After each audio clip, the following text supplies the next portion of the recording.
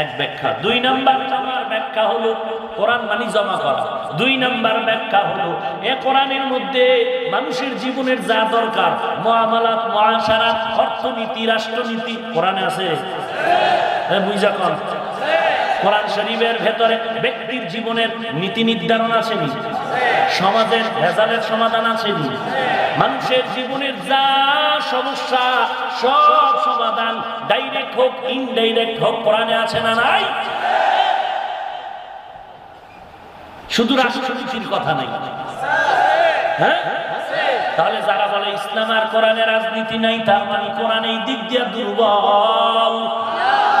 আমরা দুর্বল কোরআন মানি না, আমরা এমন কোরআন মানি যেটা কমপ্লিট চতুর্দিকের সমস্যার সমাধান দেওয়া। এটা এমন একটা কিতাব, এটা বছরে বছরে কোনো সংশোধনী নাই, একবারে আল্লাহ দিয়া দিলেন, কিয়ামত পর্যন্ত চলবে। কথা বলেন না কেন? এই কোরআন আর মুসলমানের ঘরে নাই, থাকলেও তেলাওয়াত নাই।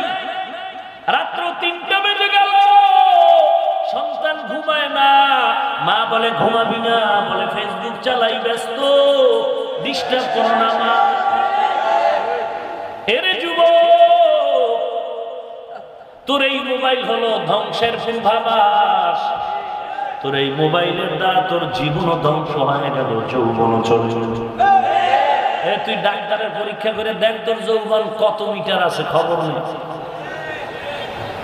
এই মোবাইলের দ্বারা তোর যৌবনও শেষ, তোর জীবনও শেষ, তোর চরিত্র শেষ। বেজার হও না, রাগ করিস না। পৃথিবীতে তোদের যদি কোনো আপন বন্ধু তালাশ করো, আমরা টুপিওয়ালারা তোদের আপন, এতটুকু গ্যারান্টি দিচ্ছি, জীবনে তোর উপকার করতে যদি নাও পারি, গ্যারান্টি নিয়ে কোনোদিন ক্ষতি হবে না। কিন্তু তুই যেই বন্ধু বান্ধব নিয়ে আড্ডা করো, তাস খেলো, জুয়া খেলো, লুডু খেলো, ক্যারাম বোর্ড খেলো, পার্কের আড্ডায় যাও, কসম করে বলি রে যুবক, এরা যতই তোরে বন্ধু বন্ধু বলে আই লাভ ইউ গান গায়, আল্লাহর কসম এগুলো তোর আসল বন্ধু না, তোর গলা কাটা দুশমন। বাংলাদেশে প্রমাণ হয় নাই? কত বন্ধু বন্ধুরে জবাই করে ফেললো। কেন? 10 দিন খাওয়াইছো, বন্ধু তোরে সালাদ দিছে, একদিন যদি মনে কষ্ট দাও, গোপনে তোরে ষড়যন্ত্র করে জবাই করে নদীতে লাশটা ভাসায় দিল। এরা তোর জবাই করার বন্ধু, তোর কত দিকের ক্ষতি করলো তুই জানো না। এই বন্ধুটা তোর পিছে কেন করে? তোরে চোর বানাইছে, বাবার পকেটের টাকা চুরি করে তুই ওরে খাওয়া। তাহলে তুই বাবার টাকা চুরি করলি, তুই চোর। শুধু চুরি করার গুনাহ হয়নি, তোর বাবার জীবনের কামাইয়ের বরকতকে নষ্ট করে ফেললি, তোর জীবনটারে শেষ করলো, তোর যৌবন শেষ করলো এই বন্ধুগুলো, এবং তোর লেখাপড়ার মেরুদণ্ড ভেঙে ফেললো, তোর চরিত্র নষ্ট করে ফেললো। 20 বছর পরে তোর চেহারায় নূর বাড়বে, লাবণ্য থাকবে। 40 বছর পর্যন্ত তোর চেহারা দিয়ে তাকাইলে চেহারা থাকবে আপেলের মতো, চেহারা দিয়ে তাকাইলে মায়া লাগবে, চেহারা উজ্জ্বল হবে। তো আয়নার সামনে তাকায় দে, তোর চেহারার মধ্যে কোনো বরকত নাই। তোর চেহারা দিয়ে তাকাইলে কেন মায়া লাগে না? তোমার চেহারা কেন নষ্ট হয়ে গেল? একমাত্র কারণ হলো মোবাইল নামের বোঝ।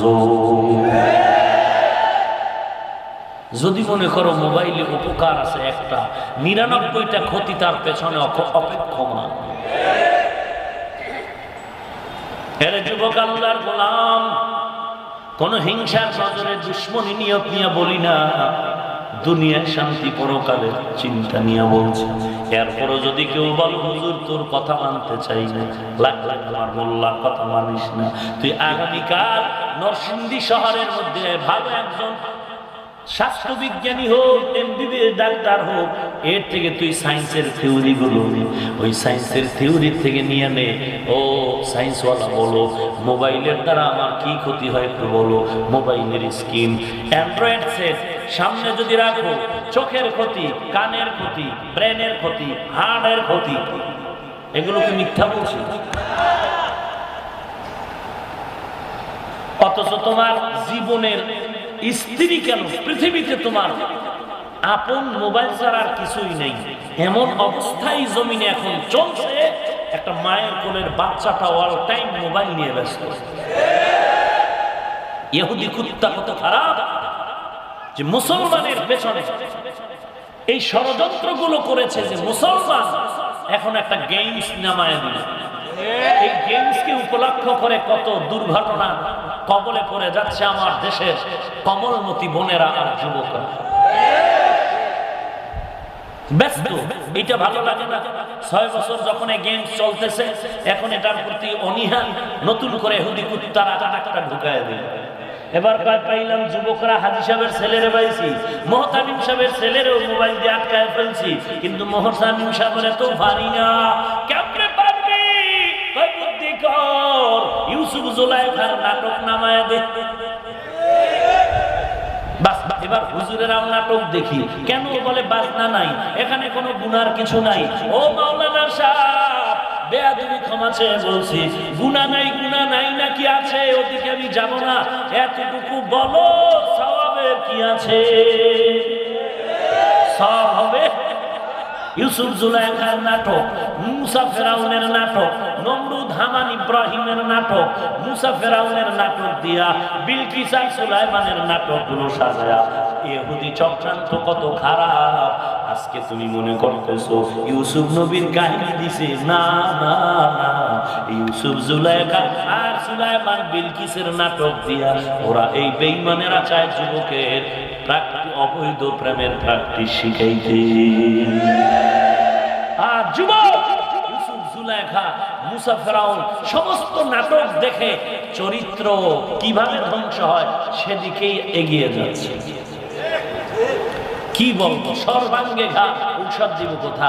আজকে লেখাপড়ার অবস্থা, 6ষ্ঠ শ্রেণীর ইসলামী শিক্ষার বই পড়েন, বিভিন্ন বইয়ের মধ্যে যৌবনের প্র্যাকটিস গুলো শিখাচ্ছে কি 6ষ্ঠ শ্রেণীর ছেলে মেয়ে। কি হবে কি জাতি, কি হবে মুসলমানের? বিশ্ব মিডিয়া ইসলাম নিয়ে ভাবে না। বিশ্ব মিডিয়া ভাবতেছে এদের পৃথিবীর সব, ওই যে একটা, এটা হলো পরিবেশবাদ। পরিবেশবাদীরা এটা এখনো গোটা বিশ্বে ছড়ায়নি। পশ্চিমা অংশে কিছু আছে, এদের মূল থিম হলো পরিবেশবাদী। এদের মূল হেডিং, এদের থিওরিগুলো কি? পরিবেশের সাথে মিলে যাও। মানুষ আসছে ল্যাংটা, অতএব থাকতেও হবে ল্যাংটা। পরিবেশবাদীর স্লোগান। ওরে যুবক, মানুষ ভালো মেয়ে বিয়া কইরা গর্ব করে, মেয়ে পেয়েছি 1001 ভালো শিক্ষক, ছাত্র পেয়ে গর্ব করে, ছাত্র পেয়েছি 1001। মুসলমান তো গর্ব করা দরকার ছিল। বেঈমানের সাথে চ্যালেঞ্জ দিয়ে রে, বেঈমান কুকুরগুলো শুনে নে, আমরা নবী পেয়েছি একজন, যে নবীর মতো নবী নাই, যার আদর্শের মতো কোনো পৌত পবিত্র আদর্শ নাই। পৃথিবীতে কত ইজম শুনলাম, কমিউনিজম, সোশ্যালিজম, ক্যাপিটালিজম, কত আদর্শের গান শুনেছি। পৃথিবীতে আমরা চ্যালেঞ্জ করে দিচ্ছি, পৃথিবীর সব ইজম, তন্ত্র আর আদর্শ আল্লাহ সবগুলো না পাক, মদিনার নবীর আদর্শই হলো পাক। তোর ঠিকের কি ভ্যালু আছে? তোর মাথার চুলের মধ্যে ক্রিকেটারদের গোলামিতে পরিণত হয়ে গেছ। তোর চুলগুলো ইন্দুরার বান্দরের মতো কেটেছ। তোর লজ্জা থাকা দরকার। তুই আবার চিল্লায় বলতেছ রাসূলের আদর্শ পাক। বগুড়ার মিষ্টি খুব মজাই বললি, কিন্তু খাইলি না। এই বাটপারি করে কি হবে? মদিনার নবীর আদর্শকে পাক বলে চিল্লায় বললি, অথচ মাথার মধ্যে ইসলামের পরিচয় নাই, গানের মধ্যে রাসূলের আদর্শের দাড়ির পরিচয় নাই, বডির মধ্যে রাসূলের পোশাকের চিন্তা নাই। তুমি গোটা দেশে ইসলাম কায়েম করবা, বাটপারি শিখছো কই? এই বাটপারি শিখছো কই?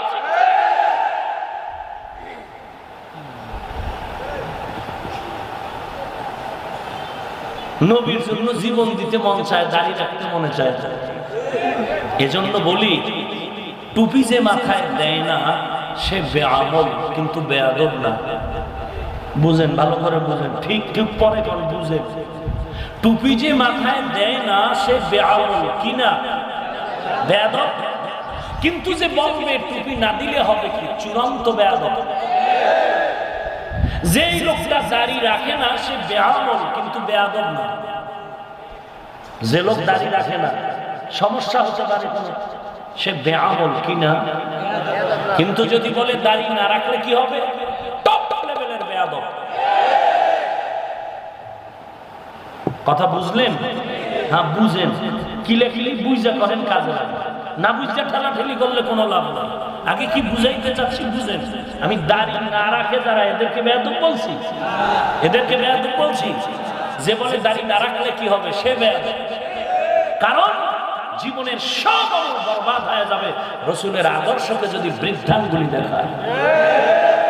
রসুলের শানে বেয়াদবি করলে জীবনের সব আমল শেষ। কোন ইবাদত আল্লাহর কাছে গ্রহণযোগ্যতা লাভ করবে না। অন্যায় করবেন, আবার বাহাদুরিও করবেন। আল্লাহ আমাদের হেদায়েত দান করুন। খারাপ লাগতেছে, রাগ করতেছেন। ওয়া নুনাজ্জিলু মিনাল কুরআনি মা হুয়া শিফাআ। কোরআন এটা ঔষধ। তো বলতেছিলাম কোরআনের যদি কারাআ থেকে নেয় তখন অর্থ হবে জমা করা। চারটা বলছিলাম, এক নাম্বার কোরআনের ভেতরে ব্যক্তি, পরিবার, সমাজ, রাষ্ট্র, অর্থনীতি সব কোরআনে আছে না নাই? জমা আছে না নাই? 3 নাম্বার ব্যাখ্যা জমা করা। কোরআনের ভেতরে তাওরাতের ইলম ঢুকানো, জাবুরের ইলম ঢুকানো, ইনজিলের ইলম ঢুকানো, আদম নবীর ইলম ঢুকানো, সব ইলম কোরআনে জমা। এজন্য কোরআনের এক অর্থ কারাআ ইয়াকরাউ থেকে জমা করা। 2 নাম্বার কোরআন এটা কারাইন থেকে নির্গত। কারাইন শব্দটা করিনাতুনের বহুবচন। করিনা মানে চিহ্ন, আলামত, দলিল। কোরআন শরীফ এটা মানুষের হেদায়েতের দলিল। কোরআন শরীফ জান্নাতের গ্যারান্টি কার্ড। কোরআন সিনে আছে জান্নাত পাবে না, হতেই পারে না।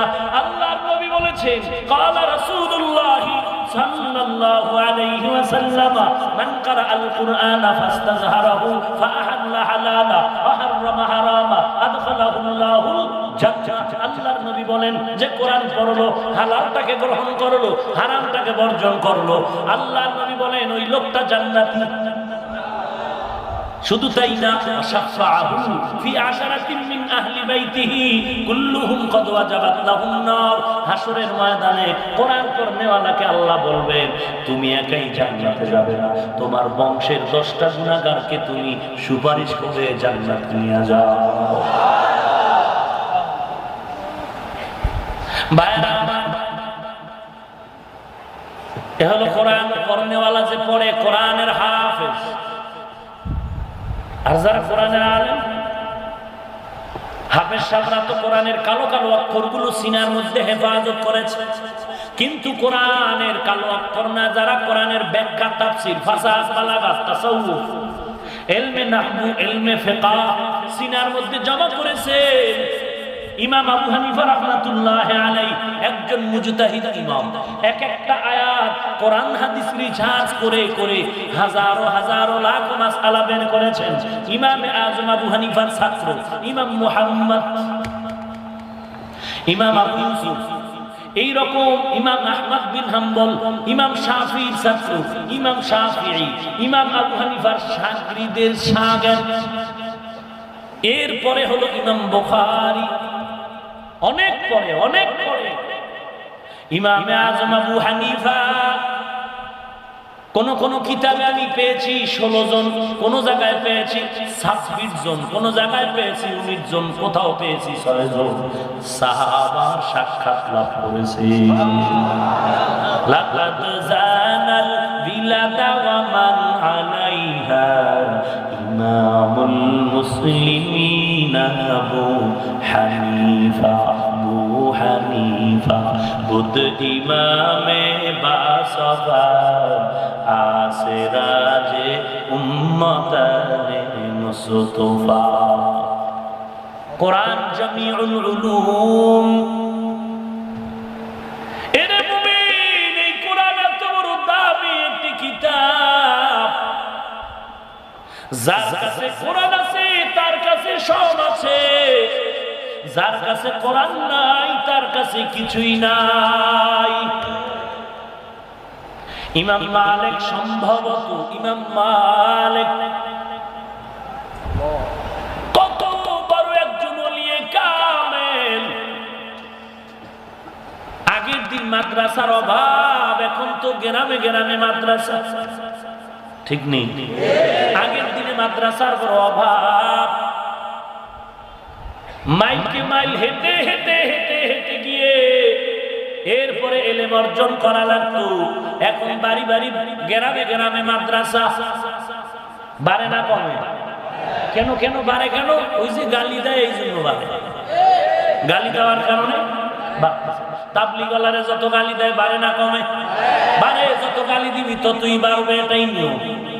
এটাই কি নিয়ম? ইমাম মালিক আল্লাহর ইবাদত গুজার একজন আল্লাহর খাঁটি বান্দা, সারা রাত ইবাদত করে, কিন্তু ইমাম মালিকের পেটে খাবে নাই। সফরে রওনা হয়ে গেলেন, এলেমের সফরে রওনা হয়ে গেলেন। আল্লাহর নবী বলেন, যারা কোরআন হাদিসের এলেম অর্জনের জন্য সফর করে, মান সালাকা তরিকান ইয়ালতামিসু ফীহি ইলমা সাহসালাল্লাহু লাহু বিহি তরিকান ইলাল জান্নাহ। আল্লাহর নবী বলেন, যারা ইলম অর্জনের জন্য রাস্তায় হাঁটতে থাকে, আল্লাহ তাআলা তাদের জন্য জান্নাতের পথ আসান করে দেন। ইমাম মালিক এলেমের জন্য, মানুষের কাছে দাওয়াতের জন্য হাঁটতেছে। এক জায়গায় গিয়ে হাঁটতে হাঁটতে মরুভূমি এলাকা, খানা নেই, 3 দিনের ক্ষুধা। কেউ বলে আরো 2-4 দিন কম বেশি ক্ষুধা চলছে, খানার কোনো আয়োজন নাই। এক পর্যায়ে নামাজ পড়বে, ইবাদত করবে, দাঁড়াইতেও পারে না, দুর্বল। সারা রাত ইবাদত করলে এক এলাকায়, পেটের ভেতরে ক্ষুধা, ক্ষুধা নিবারণের কোনো খানার আয়োজন নাই। খুঁজে খুঁজে দেখলো এলাকার পাশে একটি ছোট খানার ঘর। রুটিওয়ালার কাছে গিয়া বলে, রে ভাই, আমি এত দুর্বল, আমরা যদি একটু খানার আয়োজন করো, আমি তোমার একটা মাসআলা শিখাই দিব। শুনে ধর্মের মায়া, তুমি কোন জায়গার মোল্লা এসেছো, আমাকে মাসআলা শিখাইবা? মাসআলার গুল্লি মারি, কোনো খানা নাই, টাকা দাও। আমি চিনি টাকা, মাসআলা চিনি না। টাকা আছে? বলে না, না, কোনো টাকা নাই। বলে টাকা না দিলে খানাও নাই, টাকা না দিলে খানা নাই। বলে তোর একটা ইলম শিক্ষা দিবে, জরুরি। জরুরি গুল্লি মারি, টাকা জরুরি। মেরা এজাজ করদান বেহিসাব হকরা দাদান জওবে বাসওয়া। এরে আল্লাহর বান্দা, কেমন ইলম ওয়ালা ইমাম মালিক। বারবার বলি, 70 বছর মদিনায় জীবন কাটাইছেন, এখনো ইমাম মালিকের কবর মদিনার ভেতর। কে সেই ইমাম মালিক? 70 বছর মদিনায় জীবন কাটাইলেন, পায়ে কোনোদিন জুতা পরে না। সুবহানাল্লাহ, গজব লাগলো। ইমাম মালিক, কেন তুমি জুতা পরো না? মদিনার জমিনে কেন জুতা পরো না? ইমাম মালিক চোখের পানি ছেড়ে বলে, রে ভাই, মদিনার যেখানেই আমি যাই, সেখানেই মদিনার নবীর রওজার ঘ্রাণ পাই। মদিনা নাম কত সুন্দর,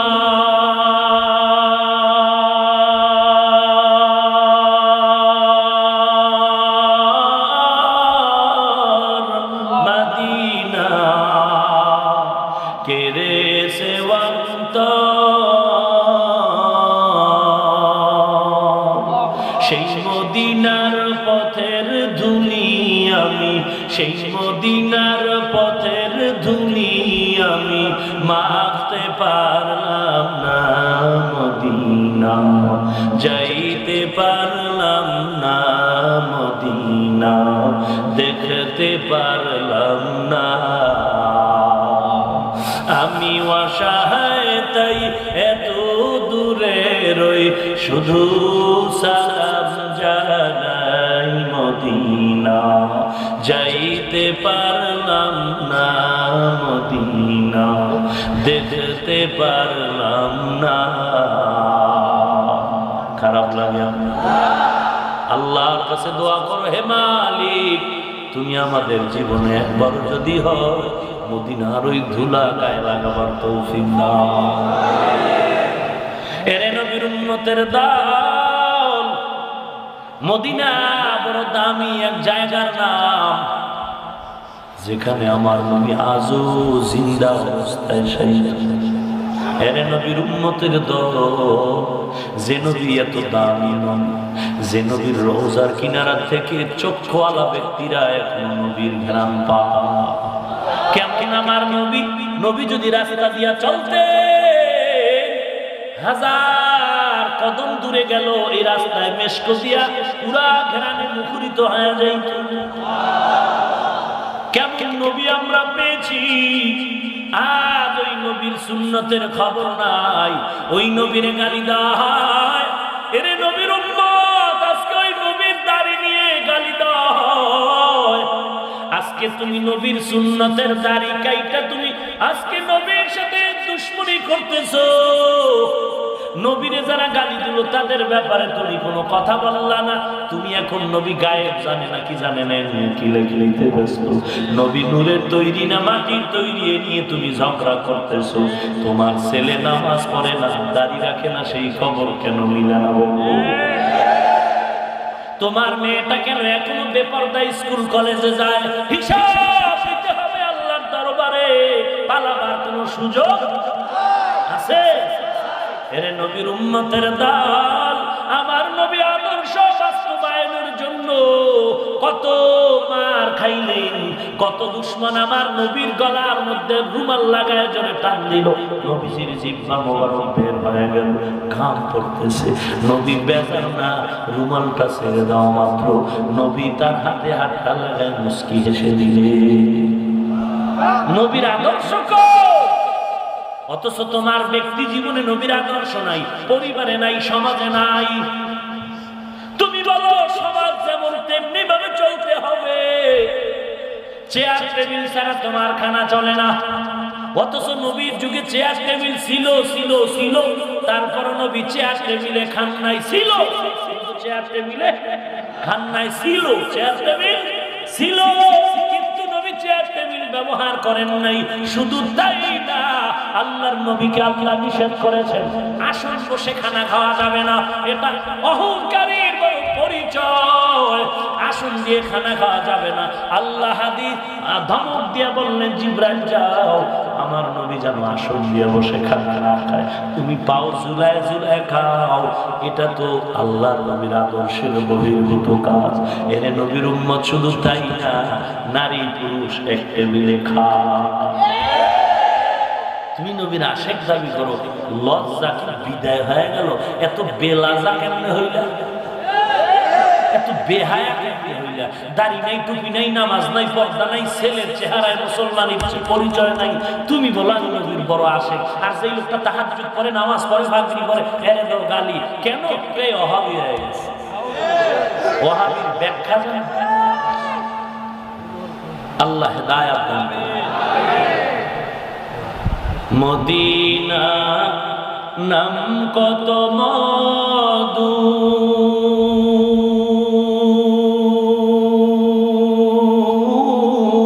মদিনা আর যে কত দূর।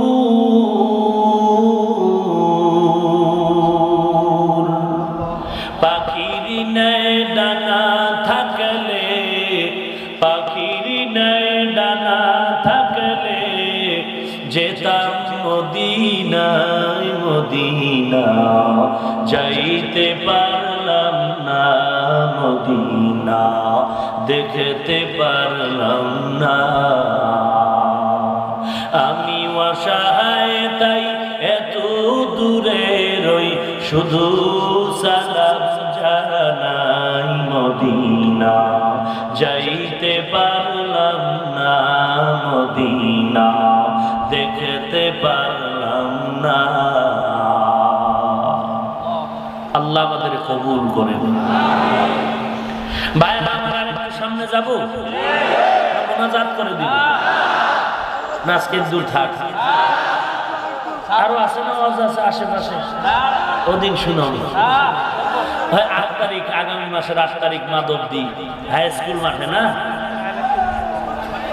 হ্যাঁ, মাধবদী এসপি হাই স্কুল ময়দানে 8 তারিখ মাহফিল। আহলে সুন্নাত ওয়াল জামাত পরিষদের ব্যানারে ওদিন 8 তারিখ, মনে থাকবে না?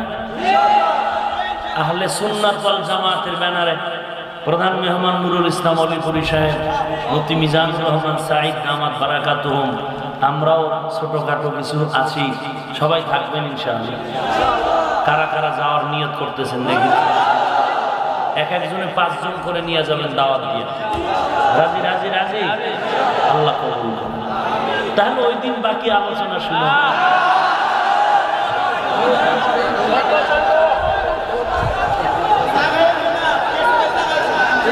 হায় হায় হায় হায়, তাহলে ওই দিন আর আমি আসবো না, আজকেই সব শোনায় দিই। ইমাম মালিক রাহমাতুল্লাহি আলাইহি, তাই মিয়া পরে ডিস্টার্ব করো। ইমাম মালিক হোটেলওয়ালার সামনে গিয়ে ডাক দিয়ে কই রে, ও হোটেলওয়ালা ভাই, আমাকে একটু রুটির ব্যবস্থা করে দাও, আমি বড় ক্ষুধার্ত, আমার পেটে বড় ক্ষুধা। ঘটনাটা শেষ করি। ইমাম মালিক যতই বুঝায়, চোরে শোনে না ধর্মের বয়ান। ওরে আল্লাহর বান্দা, যার কাছে আলো নাই, যার চোখে ডিস্টার্ব, সে মনে করবে আলো অন্ধকার সমান।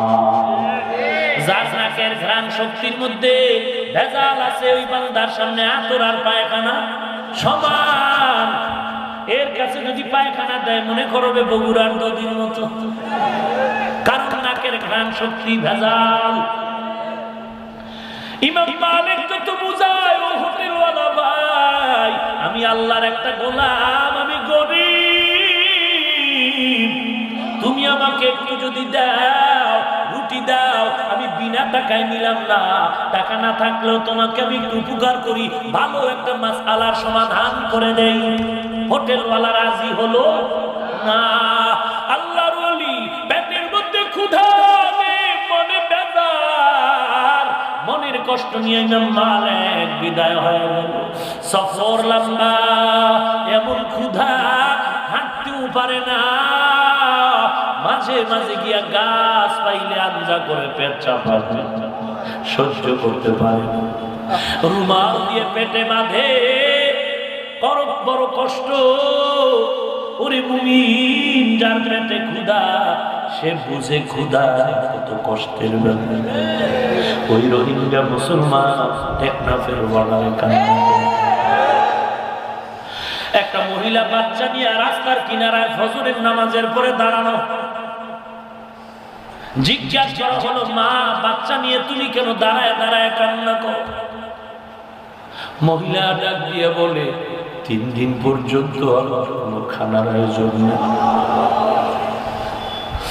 আমি খানা চাই না, আমি না খায়া মরেও যাইলে আমার কোনো আফসোস নেই, কিন্তু আমার কোলের মধ্যে দুধের শিশুটা বড়, দুধও পায় না, বুকে দুধ, আমার বাচ্চাটার একটু ভালো পানি দেওয়ারও কোনো সুযোগ নাই। আমি ফজরের নামাজ পড়ে রাস্তার পাশে দাঁড়ায় দাঁড়ায় কান্না করি।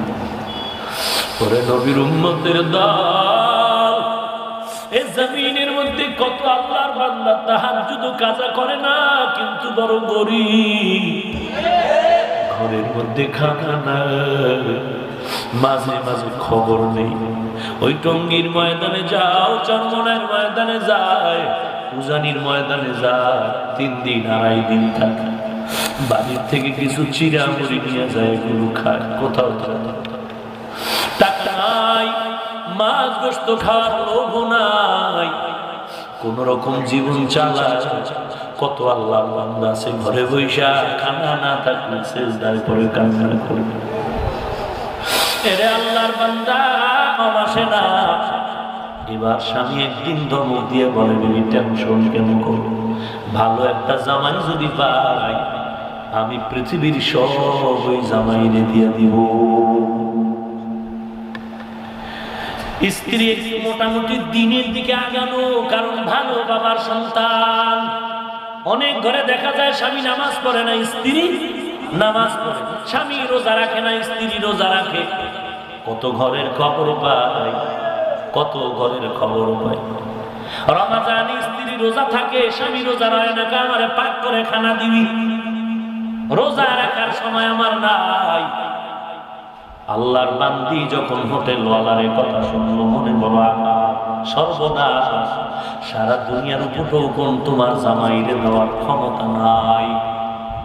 মূর্খ ভণ্ড ডেকে বলে, তুমি আমার সাথে বার্গেনিং করবা না, বিতর্কে জড়াবা না। আমি যে ওয়াদা করেছি সব দিব, সব দিব। আমার এই ওয়াদা আমি বাঁচব। তুমি যে বলবা আমি পারবো না, আমি যদি পারি তখন তুমি তো আমার কাছে দুর্বল, তুমি তখন আমার কাছে মুখ দেখাইতে পারবা না। এক পর্যায়ে ধমক দিয়া বলে, বিবি যদি আমি সব ঘটকন আমার জামাইরে দিতে না পারি, পৃথিবীর সব যদি দিতে না পারি, যদি দিতে নাই পারি, তাহলে আমি আজ দায়িত্বহীন ভাষায় শপথ করলাম, শুনে না, আমি তোমাকে ওদিন থেকে আর রাখবো না, তালাক দিয়ে দিলাম। যদি আমি দিতে না পারি তো তুমি তালাক। বেজাল লাগায় দিল। স্ত্রী চোখের পানি ছেড়ে কান্না করে, স্বামী আমার সব কিছু দেওয়ার ক্ষমতা তোমার হাতে নাই, নাই। তাহলে তো আমি তালাক হয়েই আছি, সময়ের ব্যাপার। বিবাহ হবে, আমি তালাক হয়ে যাব। মন বড় খারাপ, কষ্ট করে করে করে করে সংসারটা বড় করলাম, তুমি আমাকে এমন কথা কেন বললা? স্ত্রীর চোখের পানি দেখে স্বামীর অন্তরে বড় মায়া লাগলো। এক পর্যায়ে বুঝে এসে গেল, না না, আমি বাহাদুরি করে এমন কথা কেন বললাম? দুনিয়ার সব কিছু দেওয়া আমার পক্ষে সম্ভব না, কিন্তু আমি তো কথা বলেই ফেলেছি, এর সমাধান দরকার। কোথায় যাব? সমাধানের জন্য একজন ইলিমওয়ালা দরকার, কোরআনওয়ালা দরকার। কোরআনওয়ালা কই কই? কোরআনওয়ালা নাই, আশেপাশে মাদ্রাসাও নাই। খুঁজতে খুঁজতে বের হয়ে বলে, আশেপাশে একজন বড় আল্লাহওয়ালা আছে, ইমাম মালিক, ওই গাছের জংলার কিনারায় ইবাদত করতেছে। হোটেলওয়ালা বলে তার কাছেই যাব, কিন্তু বুঝে নাই যার সাথে আমি বেয়াদবি করে ফেলেছি। হোটেলওয়ালা সমাধানের জন্য গাছের জংলার কিনারে ইমাম মালিকের কাছে চলে যায়। ইমাম মালিক দেখে চিনতে পেরেছে, এই তো সেই বেয়াদব হোটেলওয়ালা, আমারে কষ্ট দিল, রুটি দিল। এবার হোটেলওয়ালারে দেখে বলে, কি রে ভাই, কি মুসিবতে গ্রেফতার হয়ে এখানে আসছে? হোটেলওয়ালা বলে, হুজুর বেয়াদবি মাফ করবে, একটি মাসআলার সমাধান চাই। ইমাম মালিক বলল, তোমার নাকি মাসআলার দরকার নাই, তোমার নাকি টাকার দরকার। এত বাহাদুরি করা ভালো না, আল্লাহর মাইর হলো আলমের ভাই।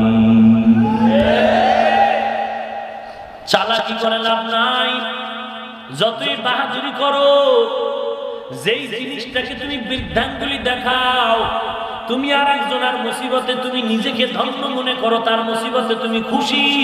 না না, খুশি হয় না, একদিন এই মুসিবত তোমাকেও গ্রাস করে ফেলবে। ঠিক ওয়ামাকারু ওয়ামাকারাল্লাহ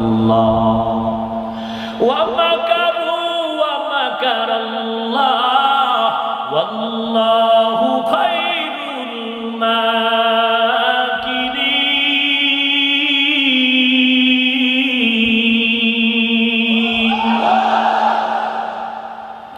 এরে আল্লাহর বান্দা, বাহাদুরি করিও না ও টাকাওয়ালা ভাই, ও ক্ষমতাওয়ালা ভাই।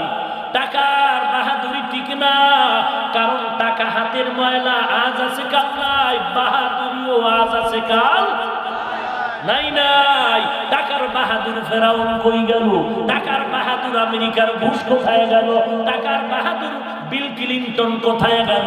টাকার বাহাদুর ওই গাদ্দাফি কোথায় গেল? ফেরাউন কোথায় গেল? টাকার লড়াই করো না রে ভাই, টাকা কিছুই না, ইজ্জতের মালিক হলেন আমার আল্লাহ। ইমাম মালিকের সামনে দাঁড়ায়া হোটেলওয়ালা কান্না করে, হুজুর বেয়াদবি করে ফেলেছি, মাফ করে দেন।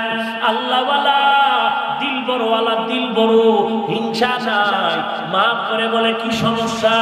বলে একটা সমস্যায় পড়েছি, আমার বিবির সাথে একটা কসম করেছি, আমার মেয়ে বিয়ার সময় আমি সব উপটৌকন দিয়া দিব, যদি দিতে না পারি আমার স্ত্রী ভেটো দিল, তর্কের খাতিরে বলে ফেললাম না পারলে তোরে তালাক দিয়ে দিব। এবার সমাধান দেন, আমার মেয়ের বিবাহের ব্যবস্থাও হয়ে গেল।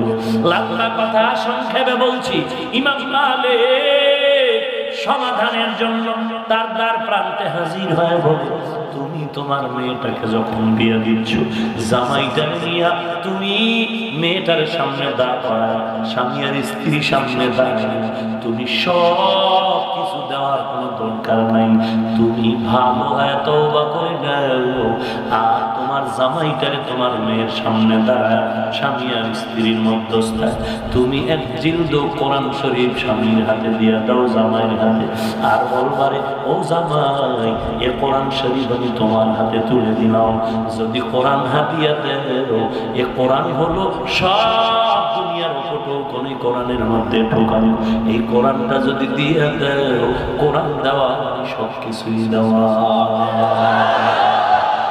ইলমে রাজা জকার দান বেসাস, খলকে রাদা দান জবে বাসা। ওরে আল্লাহর বান্দা, কোরআন কোরআন কত দামি, একটা অক্ষর পড়লে 10টা নেক। এরে মুমিন, কোরআনের দ্বিতীয় অর্থ বলেছি, কোরআন সত্যতার দলিল। যদি কোরআন কারায়েন থেকে নেওয়া হয়, কারায়েন কারিনাতুনের বহুবচন মানে দলিল। আর কোরআনের আরেকটা অর্থ হলো পড়া, কারা ইয়াকরা মানে পড়া। আল্লাহ বলেন ইকরা বিসমি রাব্বিকাল্লাযী খালাক। কোরআনের এক অর্থ পড়ো। পৃথিবীতে এমন কোন কিতাব নাই যেটা বেশি পড়া হয়, কোরআন এমন একটি কিতাব যেটা এত বেশি পড়া হয়, এই কোরআনের মতো পড়া আর দুনিয়াতে কোনোটাই হয় না। ওরে মুমিন, একটা কিতাব, উপন্যাস, কবিতা, ভালো লেখকের লেখক করা বই একবার পড়ি, দুইবার পড়ি, মজা আর লাগে, কিন্তু কোরআন একবার নেই। কথা বলে যত পড়ি ততই মজা, যতই পড়ি ততই মজা, পড়তেই মনে চায়, কয় পড়লেও তো বেনিফিট রেডি। কালা রাসূলুল্লাহ সাল্লাল্লাহু আলাইহি ওয়াসাল্লাম, মান কারা হারফাম মিন কিতাবিল্লাহ ফালাহু বিআশরি আমসালিহা। এর একটা অক্ষর যদি পড়ো, আল্লাহ তাআলা 10টা নেক দান করবেন। লা আকুলু আলিফ লাম মিম হারফুন ওয়ালাকিন আলিফুন হারফুন ওয়া লামুন হারফুন ওয়া মিমুন হারফুন। আল্লাহর নবী বলেন আলিফ লাম মিম তিনটা মিলে একটা অক্ষর না, আলিফ আলাদা অক্ষর, লাম আলাদা অক্ষর, মিম আলাদা অক্ষর। তিনটা অক্ষর যদি কেউ পড়ে, আলিফ লাম মিম, সাথে সাথে 30 নেক আমলনামায় যোগ হয়ে যাবে। ওরে মুমিন, কোরআন বড় দামি, প্রতিদিন এশার নামাজের পরে এরে বলবা, এরে আল্লাহর গোলাম, রিজিকের জন্য তাবিজ লাগানোর দরকার নাই। ওরে দোকানওয়ালা ভাই, দোকানে বড় তাবিজের দরকার নাই। ব্যবসায় যদি বরকত চাও, ফজরের পরে সূরা ইয়াসিন তেলাওয়াত করো। নিজে পারো না, একটা মাদ্রাসার ছাত্র নিয়ে পড়াও। আর তুমি বলো তুই প্রতিদিন আমার দোকানে এসে সূরা ইয়াসিন তেলাওয়াত করবি, আর তোরে আমি হাতিয়া দিলাম 500 টাকা, কমে যাবে? এশার নামাজের পরে বেশি বেশি তুমি সূরা মুলক তেলাওয়াত করো। মাগরিবের পরে সূরাতুল ওয়াকিয়া, ইযা ওয়াকাতিল ওয়াকিয়া লাইসা লিওয়াকাতিহা কাতিবা, যত পড়ো রিজিকের দরজা খুলে যাবে। এশার পরে যদি সময় পাও, ইয়া আইয়ুহাল মুযাম্মিল কুমিল লাইলা ইল্লা কালিলা নিসফাহু আও ইনকুস মিনহু কালিলা, পড়ো, যত পড়বা ততই বরকত হয়ে যাবে। এরে আল্লাহর বান্দা, কোরআন পড়ো, যত পড়বা ততই বরকত, যত পড়বা ততই চেহারায় নূর বেড়ে যাবে। পড়ো, কোরআনের এক অর্থ পড়ো। এরে মুমিন, কোরআনের আরেকটা অর্থ করনুন থেকে নির্গত, তার অর্থ হলো মিলানো। অর্থ কি? মিলানো। কোরআন এমন একটা কিতাব, আওয়ামের নাওয়াহি দুটোটা মিলায় আল্লাহ বর্ণনা করেছেন। যেখানেই তা'মুরুনা বিল মা'রুফ ওখানেই ওয়া তানহাউনা আনিল মুনকার, যেখানেই আযাবের কথা সেখানেই আবার জান্নাতের কথা, জাহান্নামের কথা মিলাইয়া মিলাইয়া আল্লাহ তাআলা কোরআন অবতীর্ণ করেছেন। নাম্বার 2 ব্যাখ্যা মিলানো। আল্লাহর নবী এই কোরআনের ব্যাপারে বলছেন, উলামায়ে কেরাম রেখে কোরআন শরীফ এমন মিলানো, বলে হেদায়েত হেদায়াত কোরআনের সাথে মিলানো, বলে কেমন মিলানো? সূর্যের সাথে আলো যেমন মিলানো, ফুলের সাথে ঘ্রাণটা যেমন মিলানো, রূহটা যেমন বডির সাথে মিলানো, হেদায়াত কোরআনের সাথে মিলানো। এর মুমিন, সূর্য আলো একদিন আলাদা হয়ে যাবে, ফুলের ঘ্রাণ একদিন নষ্ট হবে। কোরআনের সাথে যেই হেদায়াত নামের আলোটা মিলানো, এই হেদায়েতের আলো কোনোদিন আলাদা হবে না। ওরে মুমিন, এই কোরআন পড়ো, কোরআনের এত দাম। হাসরের ময়দানে কুদরতি লিফট আল্লাহ বানায় বলবে, এ কোরআনওয়ালা কোরআন পড়, একটা আয়াত পড়বি, এক এক স্টেশন উপরে উঠে যা, অটো উপরে উঠতে থাক। ইউকালু লি সাহিবিল কুরআন ইকরা ওয়ারতাকি ওয়ারাতিল কামা কুনতা তুরাতিলু ফিদ দুনিয়া ফা ইন্না মানজিলাকা ইনদা আখিরি আয়াতিন তাকরাউহা। কোরআন বড় দামি এক সম্পদ, এই কোরআন বুকে লাগাও। এর মুমিন, আজকেও কিতাবে দেখলাম আল্লাহর ঘর বাইতুল্লাহ এত দামি, যেখানে নামাজ পড়লে একে কত 1 লক্ষ। এর মুমিন, কেউ নামাজ পড়ে অল টাইম আল্লাহর রহমত কাবার ছাদের উপরে অবতীর্ণ হয়। 120টা রহমত কয়টা? 120। যারা নামাজ পড়ে তাওয়াফ করে তাদের উপরে সেকেন্ডে সেকেন্ডে আল্লাহ 60টা রহমত দেন। যারা নামাজ পড়ে না, তাওয়াফ করে না, কোরআন তেলাওয়াত করে, কি করে? কোরআন তসবিহ পড়ে, তাদের উপরে 40টা রহমত। যারা কোরআন পড়ে না, জিকির করে না, তসবিহ পড়ে না, শুধু তাকায় তাকায় দেখে আল্লাহর ঘর, এদের উপরও 20টা রহমত অবতীর্ণ।